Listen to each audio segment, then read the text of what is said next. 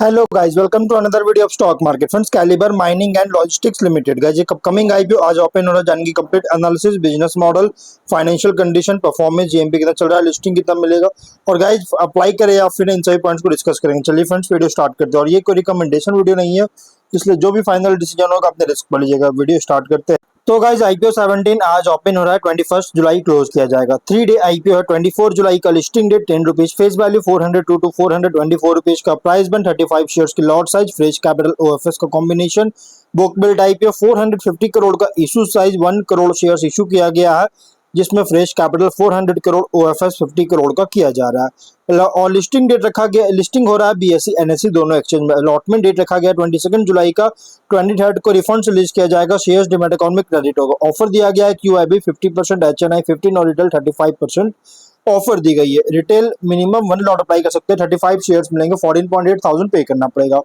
Maximum 13 lot apply कर सकते हैं, 1.9 लाख पे करना पड़ेगा। Small HNI minimum 14 lot apply कर सकते हैं, 2.1 लाख पे करना पड़ेगा।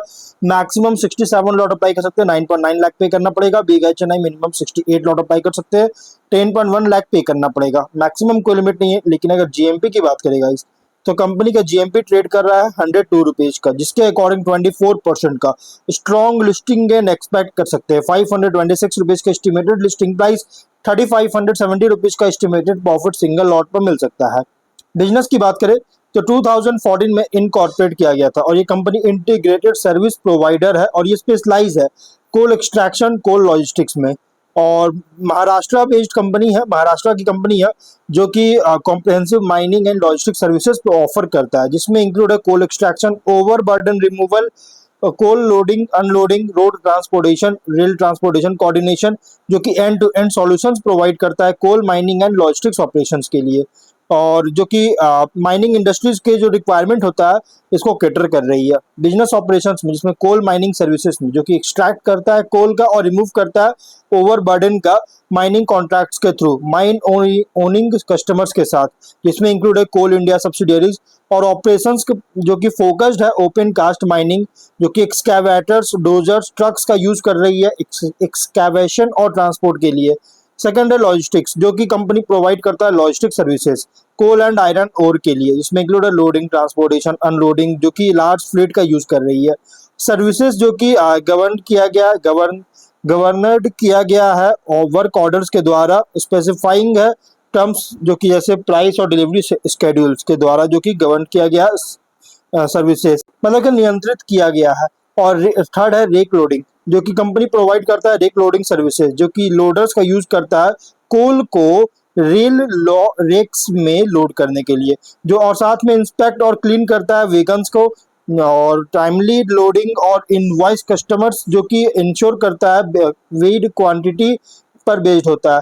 और फोर्थ है रेल कोऑर्डिनेशन, जो कि company rail coordination services provide करता है पावर प्लांट्स के लिए, जिसमें इंक्लूड है coal allocation, quality, rake placement, loading, weighing, timely delivery, और जो कि मैनेज कर रही है, जिससे कोई पेनाल्टीज या डिलेज आगे इंश्योर ना हो, इसके लिए इंश्योर करता है, मतलब कि डिले ना हो, पेनाल्टीज ना लगे, इसके लिए इंश्योर करती है। और लास्ट है कोल ट्रेडिंग, जो कि कोल ट्रेडिंग में भी इंगेज है, जिसमें WCL से कोल बाई करता है और आगे ओपन मार्केट में सेल करता है पावर प्लांट्स को या ट्रेडर्स को प्रॉफिट के लिए ओपन मार्केट में। और कंपनी जो है लार्जेस्ट कस्टमर है कोल इंडिया लिमिटेड के सब्सिडरी का, जिसमें इंक्लूड है वेस्टर्न कोलफील्ड्स लिमिटेड, जो कि WCL, northern coalfields limited NCL।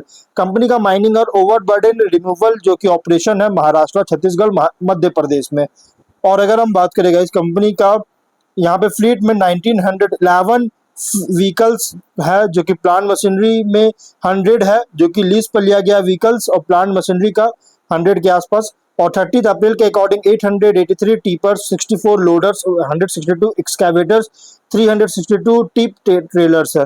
30 अप्रैल के अकॉर्डिंग 5521 एम्प्लॉइज का टोटल टीम था, जिसमें इंक्लूड 9 एम्प्लॉइज रिटेनर पर काम कर रहे हैं। तो ओवरऑल अगर बात करें, देखिए कंपनी जो है ना, ये मेनली कोल इंडिया से रिलेटेड बिजनेस करता है, आयरन ओर से रिलेटेड बिजनेस करती है। फाइनेंशियल अगर देखा जाए तो एसेट्स है 2077 करोड़ का, नेटवर्थ 647 करोड़ का, रिजर्व्स 594 करोड़ का, डेट है 1057 करोड़ का। लेकिन रेवेन्यू प्रॉफिट 24 में 958 करोड़ का रेवेन्यू, 96 करोड़ का प्रॉफिट, 25 में 1435 करोड़ का रेवेन्यू, 131.5 करोड़ का प्रॉफिट, 26 में 1684 करोड़ का रेवेन्यू, 158 करोड़ का प्रॉफिट है। तो फाइनेंशियल अगर देखा जाए तो टॉप एंड बॉटम लाइन में स्टेडी ग्रोथ देखने को मिल रहा है, बहुत अच्छी ग्रोथ होता हुआ नजर आ रही है।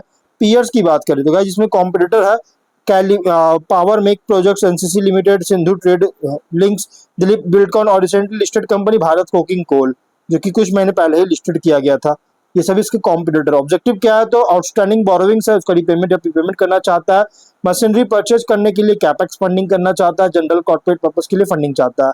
और रेशियोज आरओसीई है 16.6, आरओएनडब्ल्यू 24.4 और पीएटी मार्जिन 9.4, एबिटा मार्जिन 25.7% का, डेट टू इक्विटी 1.6 टाइम क्योंकि डेट बहुत ज्यादा है, पीवी 7.3, पी रेशियो 15 टाइम का।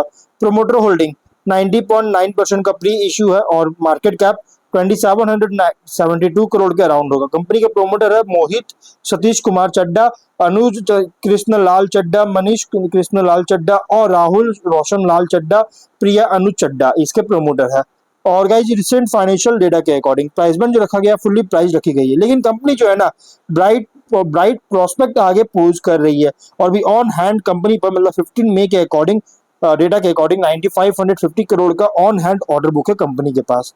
अगर हम बात करें इस कंपनी के स्वॉट एनालिसिस का तो स्ट्रेंथ अगर देखा जाए तो integrated coal mining and logistic sectors में ऑपरेट करता है, end to end services provide करता है। इसमें include overburden removal, coal extraction, loading unloading, road transportation, rail logistics. और रैंक्स अगर देखिएगा तो लीडिंग कॉन्ट्रैक्ट माइनिंग कंपनीज में रैंक करता है कंपनी, जो कि स्ट्रॉन्ग एग्जीक्यूशन ट्रैक रिकॉर्ड के साथ। लार्ज फ्लीट है माइनिंग इक्विपमेंट और ट्रांसपोर्ट व्हीकल्स का, जो कि एफिशिएंट प्रोजेक्ट एग्जीक्यूशन को सपोर्ट करता है। ऑर्डर बुक स्ट्रॉन्ग है जो कि अच्छी रेवेन्यू विजिबिलिटी प्रोवाइड करता है। लॉन्ग टर्म रिलेशनशिप है कोल इंडिया सब्सिडियरीज के साथ और अदर इंडस्ट्रियल कस्टमर्स के साथ, जिससे रेकरिंग बिजनेस सपोर्ट करता है। और integrated mining and logistics model है जो कि ऑपरेशनल एफिशिएंसी को इंप्रूव करता है, एंट्री बैरियर्स क्रिएट करता है। लेकिन वीकनेस की बात करते हैं, बिजनेस हाईली डिपेंड करता है coal mining activity government contracts पर। रेवेन्यू कॉन्सेंट्रेशन है क्योंकि limited number of large customers के कारण। और वर्किंग कैपिटल इंटेंसिव ऑपरेशन जो कि कंटिन्यूअस इन्वेस्टमेंट रिक्वायर होगा हेवी इक्विपमेंट में। वर्किंग कैपिटल इंटेंसिव और लार्ज प्रोजेक्ट एग्जीक्यूशन साइकिल्स के कारण प्रॉफिटेबिलिटी अफेक्ट कर सकता है fuel prices, equipment maintenance cost के द्वारा। अपॉर्चुनिटीज की बात करें तो डिमांड ग्रो कर रही है coal mining and integrated logistic services के लिए, और डोमेस्टिक कोल प्रोडक्शन इंक्रीज हो रहा है जिससे long term business growth support करता है। New mining projects additional states में एक्सपैंड कर रहा है जिससे रेवेन्यू इंप्रूव कर सकता है। गवर्नमेंट फोकस है माइनिंग इफिशियंसी को इंप्रूव करने पर, जिससे बिजनेस अपॉर्चुनिटीज क्रिएट करता है। लेकिन लॉजिस्टिक्स कैपेबिलिटीज का एक्सपेंशन इंटीग्रेटेड सर्विस ऑफर कर रही है, इस पर इसको स्ट्रेंथन कर सकता है।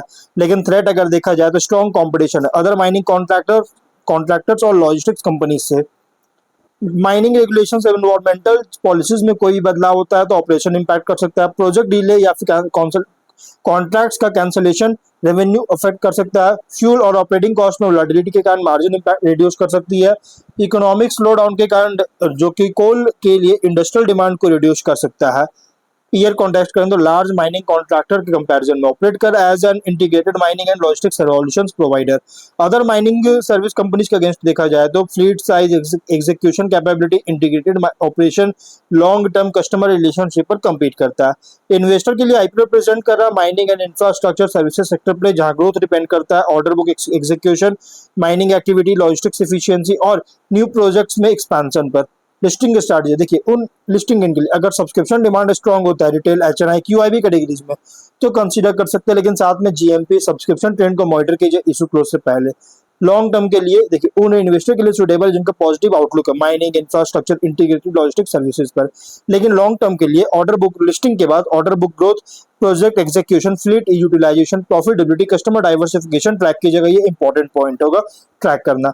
स्ट्रैटेजी वर्डिक लिस्टिंग इनके लिए, और सब्सक्रिप्शन डिमांड जीएमपी सपोर्टिव होता है तो कंसीडर कर सकते हैं। लॉन्ग टर्म के लिए उन इन्वेस्टर के लिए सुटेबल है जिनका लॉन्ग टर्म व्यू है mining and logistic service sector पर। देखिए इसलिए गाइस जो भी फाइनल डिसीजन लीजिएगा अपने रिस्क को लीजिएगा, ये कोई रिकमेंडेशन वीडियो नहीं है और ये pure long medium to long term IPO, तो फाइनल डिसीजन अपने रिस्क को लीजिएगा। तो वीडियो यहीं पर एंड करता है और कोई डाउट है कमेंट बॉक्स में पूछे। मिलते हैं नेक्स्ट वीडियो में, टिल देन बाय बाय।